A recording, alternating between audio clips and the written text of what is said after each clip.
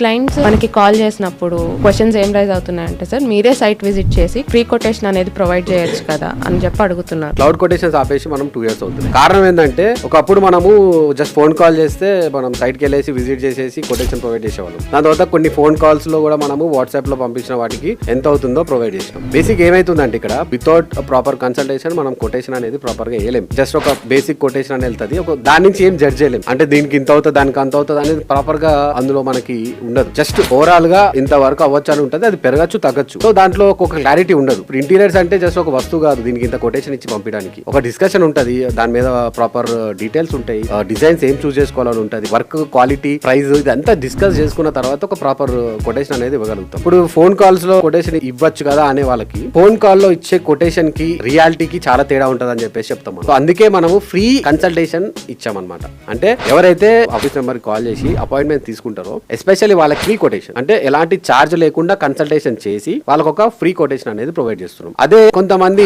Direct phone call చేసి site visit చేయండి ఆ తర్వాత మీ ఆఫీస్ కోసం అన్న వాళ్ళకి మనం ఏం చేస్తున్నాం అంటే మన టైమ్, మన ఎఫర్ట్, అంతకంటే నుంచి మన టాలెంట్ ఇదంతా మనం పెట్టి వాళ్ళకి అంత క్లియర్ గా ఎక్స్ప్లెయిన్ చేసిన తర్వాత కనీసం ఒపీనియన్ కూడా ఫోన్ కూడా ఎత్తారు, సార్ ఏంటి సార్ పరిస్థితి అన్నా కూడా మనకి రెస్పాండ్ కూడా కాదు. నీ టైం కి నీ ఎఫర్ట్ కి వాల్యూ లేనప్పుడు నువ్వు వెళ్ళి వేసుకో. ఆ ఉద్దేశంతోనే మనము చార్జబుల్ కన్సల్టేషన్ పెట్టాం ఆన్ సైట్ లో. ఎవరైతే ఫోన్ చేసి మా సైట్ కి వచ్చి కన్సల్టేషన్ చేయమంటారో వాళ్ళకి మనము 2500 రూపీస్ అట్లా చార్జ్ చేసి వెళ్ళి క్లియర్ గా డీటెయిల్ గా అన్ని క్లియర్ గా మనం ఎక్స్ప్లెయిన్ చేసి ఇది సార్ క్లియర్ గా డిజైన్స్ అన్ని చెప్పి అప్పుడు కొటేషన్ పంపిస్తున్నాం. ఆ 2500 కూడా మనము ఇన్ కేస్ వాళ్ళ ప్రాజెక్ట్ ఓకే చేసుకుంటే ఆ 2500 కూడా మనము ఓవరాల్ కొటేషన్ లో మైనస్ చేస్తున్నాం. వాళ్ళకి అది డిస్కౌంట్ రూపంలో మనం మైనస్ చేసేస్తాం ప్రాజెక్ట్ ఓకే చేసుకుంటే. ఒకవేళ ఓకే చేసుకోకపోతే అట్లీస్ట్ మనం వెళ్ళి ఎక్స్ప్లెయిన్ చేసినందుకన్నా చార్జెస్ లాగా మనం భావించవచ్చు. ఎవరైతే మన అపాయింట్మెంట్ తీసుకొని కన్సల్టేషన్ అయిన తర్వాత సైట్ విజిట్ పిలుస్తారు కదా, అలాంటి వాళ్ళకి మనం ఎలాంటి చార్జెస్ తీసుకోము. ఎందుకంటే వాళ్ళు మనం నమ్మి మనం ఏదో బాగా చేస్తామని నమ్మి మన ఆఫీస్ కి వచ్చి మన దగ్గర కన్సల్టేషన్ తీసుకొని ఆ తర్వాత మనం ఇచ్చిన కొటేషన్ నచ్చి సైట్ కి పిలుస్తారు కదా, అలాంటి వాళ్ళకి మనం ఎంతో గౌరవం ఇచ్చి టైం తీసుకొని ప్రాపర్ ఇంకా డీటెయిల్ గా ఎక్స్ప్లెయిన్ చేసి మంచిగా సైట్ విజిట్ చేసి మనము వాళ్ళకి ఇంకా